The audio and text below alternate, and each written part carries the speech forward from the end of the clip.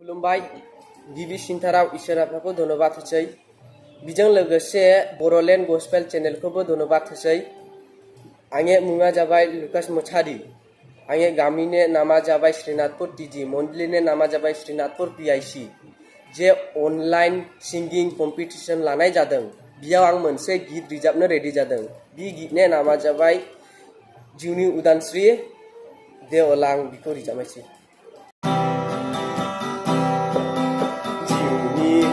उदांस्रि नांगौ नांगौ आंनो नोङो जों बयनोबो जिउनि उदांस्रि नांगौ नांगौ फिन फिन आलाबाय नों थांनांगौ जाबोला देहा जिरायसालिया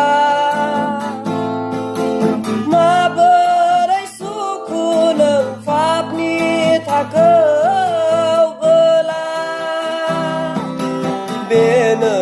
समाव बायना होनाय जिउनि बेनो समाव बायना होनाय जिउनि उदांस्रि नांगौ नांगौ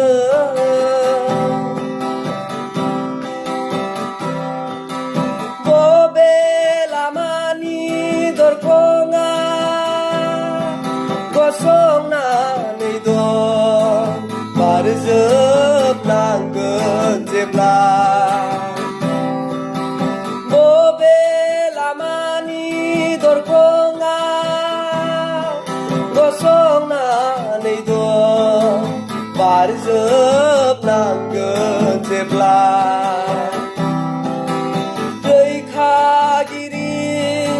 सोर जागोन बोखांनो बै समाव रैखागिरि